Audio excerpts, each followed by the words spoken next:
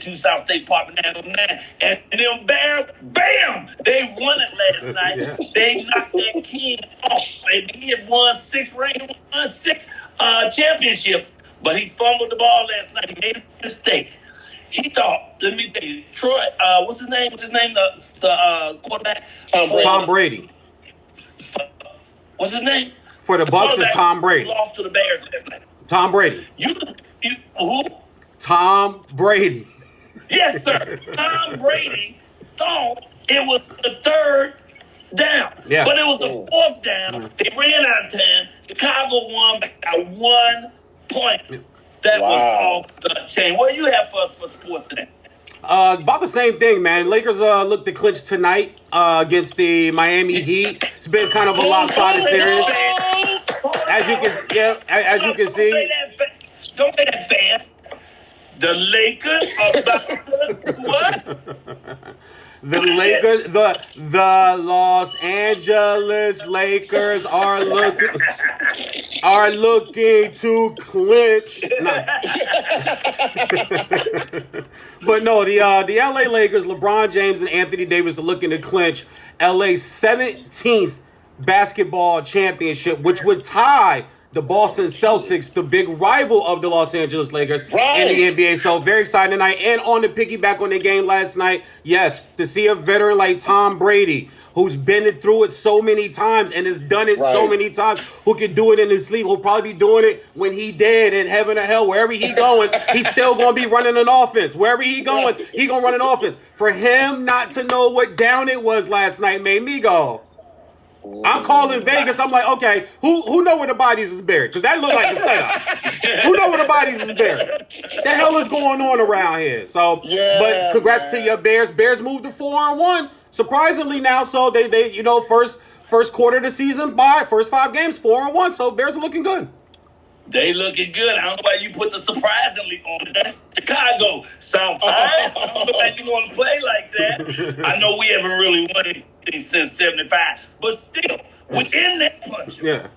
Chicago fans are so funny because you guys put Chicago Southside on everything. It could be a pack of Skittles. It'd be like, man, this pack of Skittles. They're like, boy, it's a regular pack of Skittles, bro. This is Southside Chicago bar pack of Skittles, dog. You better understand. Nah, I feel you though, man. But no, it's been a while. But they got a good team. They got a good team this year.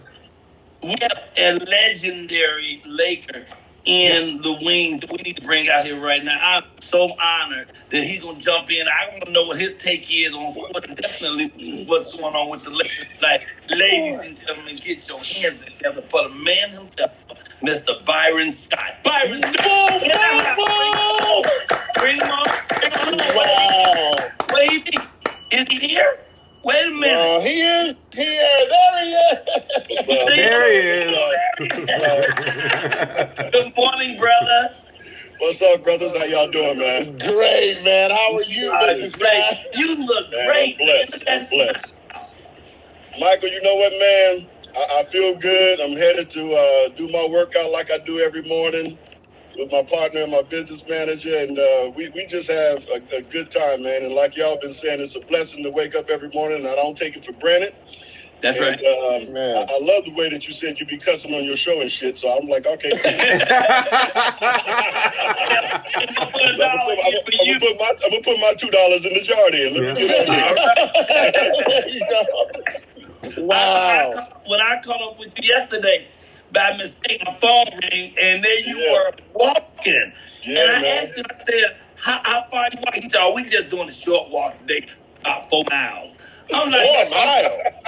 I walked upstairs 4 times yesterday. I was winded, you know?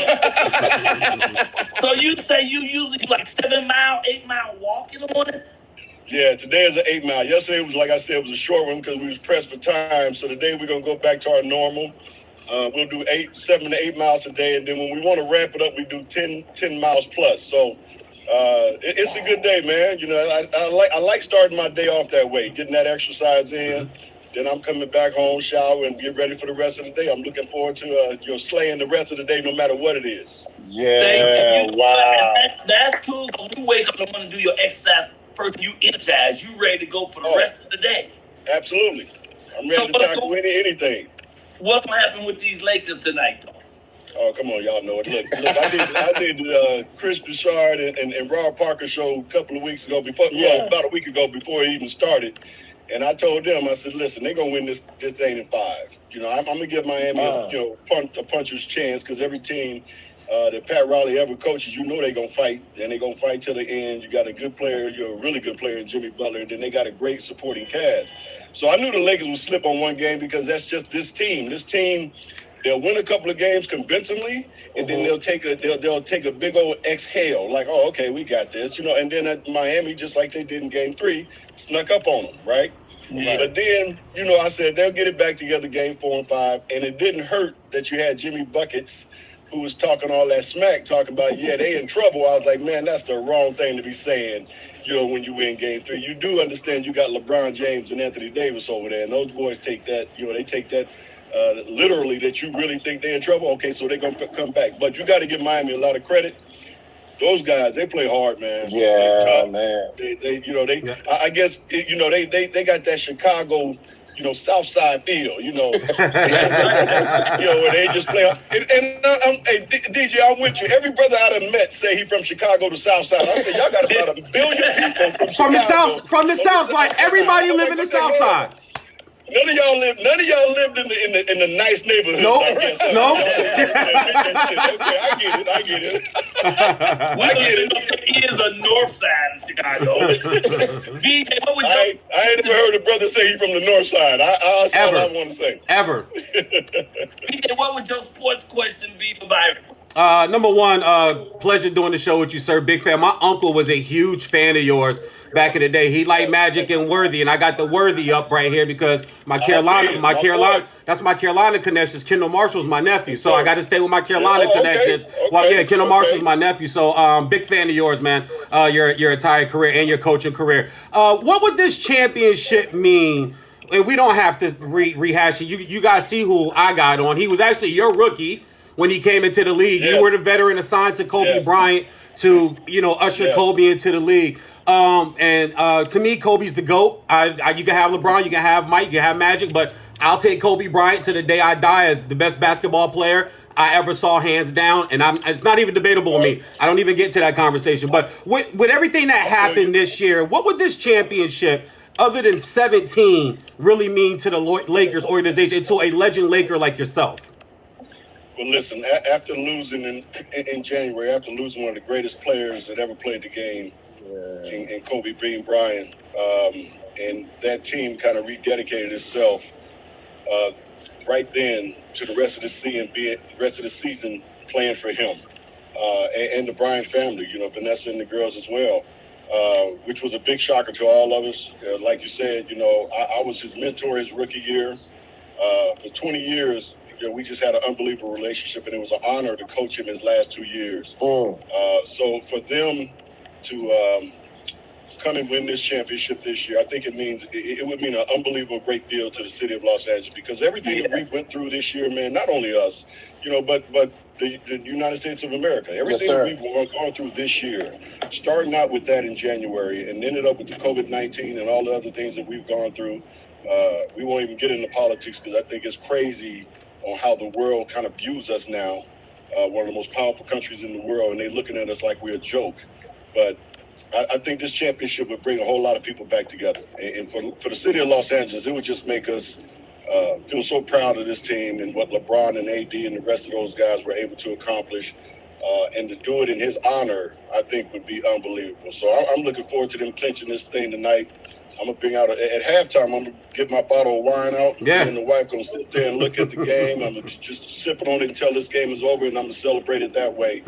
But it would mean a great deal to the city of Los Angeles. It's going to mean because they're going to whoop that butt tonight. Yeah. Yeah, I'm predicting this one's going to be double digits. It's not going to be a close one. Yeah. I think the Lakers, they're going to come and they're going to try to take care of business right away. And we know Miami's not going to quit, but I think they're going to win this by double digits. Would you dare answer this question?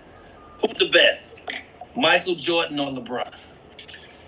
Man, that's a tough one because, you're talking about two totally different players, but I got to go with MJ because, and the reason I'm going with MJ, I mean, there's probably a couple of reasons because of the fact that I played against him. I know how great he was, but the killer instinct that this man had was unbelievable. The fact that you go to 6 finals and win all 6 is pretty much unheard of. So if I'm starting a team and I got to pick between those two, as great as LeBron is, and I love LeBron, and I was a little upset at a lot of people in Los Angeles when he came here. A lot of people were throwing salt and was hating on him for coming to Los Angeles and didn't like it.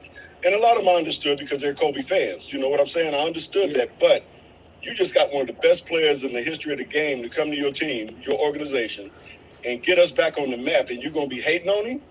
No. I love LeBron. Let's not get that twisted. I think he's one of the greatest of all time. He's going to always be in that conversation, just like KB. But for my money, if I have to pick between those two to start a team, to me, it's no question it's going to be MJ. It would be a harder question to answer if you said between MJ and Kobe, because they are so similar, man. You're talking about killer instincts. These dudes, they didn't want to just win. They want to punish you. They want to destroy you. You know what I'm saying? I mean, Pat Riley used to always tell us back in the day, we got our foot on their necks. Don't let up. Smash down. And that was Kobe and MJ. They wanted to destroy you, literally. They wanted to embarrass you. And LeBron's not like that. He doesn't have that type of mentality, But he wants to win. Don't get me wrong. He wants to win at all costs. But he's not the kind of guy that wants to just destroy you and embarrass you. So I would have to go with MJ. Wow, that's good. And look, took a lot of courage to say it. So, hey, Michael, you know, at this time in our age, when we close to 50, I'm almost 60 years old. I don't give a damn what people say. Yep. I'm gonna say what I gotta say, and I'm gonna go on about my business. If you like it, cool. If you don't, cool. You know what I'm saying? I don't give a damn about people's feelings anymore. I'm too old for that shit. So I just do what I do. I put $1 in there for you, though. When I see you, I give you those $2. Don't worry. All right. Okay, $2 with me. Do you have a parting question for him today? Not a question, but just a statement. Like I said, mad respect for you, sir, as a player, a coach, and as a black man. And as you mentioned, you got to coach Kobe those last 2 years, the 60-point game. You guys were able to get him out the game. And I saw the two of you, and you don't have to indulge, but the two of you came together, and you could just see whatever was said and whatever was on a mental wavelength together was like almost like an exhale, like Kobe got a chance that I'm done. And I saw the way you looked at him. You kind of felt that too, like, hey, it's been a good ride, bro. You knew he wasn't hanging on. He wasn't coming back. You knew he was never going to step back on the court. That moment in the 60-point game resonates with me when I go back and watch. And I'm like, yeah, because B. Scott was his veteran when he first came into the league. So the day he walked in, you was there. And the day he walked out, you were there. So I think that's important. Yeah, like you said, that was a blessing. Like I said, I've known that kid for 20 years. I saw him become a man. And I saw him also become a legend, and an icon, right before my eyes. So that last embrace that we had, man, it was funny to me because he went around to everybody to embrace when he came to me last. And, we said basically just 4 words to each other. I love you, man. Yep. It was that simple.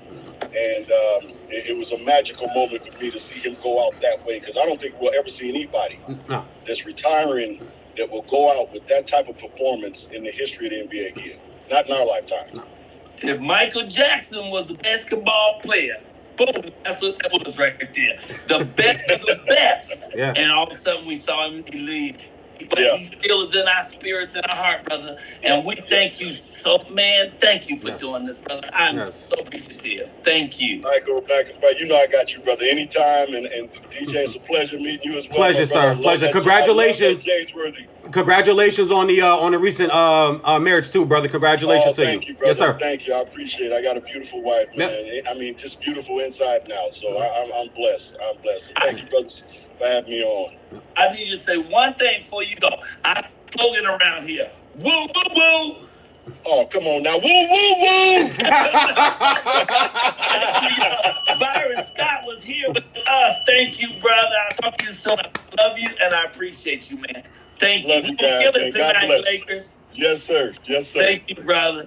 Hey, man, it's Michael Colyar Morning Show. VJ is going to be dropping in a couple of times a week and giving us the what's up on the sports thing, man. VJ, thank you, man. God bless you. thank you for doing this. Once again, I be coming to people last minute, and my friends say, okay, I'm coming. So thank you. And that baby, anytime you want to bring that baby on during the segment, No you doubt. bring me to the show. Not a problem. I appreciate it. Like I told you ever since the minute I met you, when you call me, the answer is yes. Don't worry about the schedule. I'll clear all of that. The answer is yes. I love you guys, man. God bless. You're a great comedian. I know you dropping in and do one of our comedy Yes. spots as well. Yes. But even more than that, and I've told you this before, I salute you as being a great father. Man, Thank I you. watch you from the time the baby came. And I think you take a picture every day. I think you Yeah, post a picture yeah. every day of the baby's life. And I love that, man. Yeah, Thank yeah. you, man. You Thank represent. you. Thank you. have You're an great. amazing day. You're great, brother. I love you, man. Woo, woo, woo. See you, brother. God bless you. Peace, Ladies man. and gentlemen, you watching the Michael Colyar Morning Show. You just saw the legendary Byron Scott right here on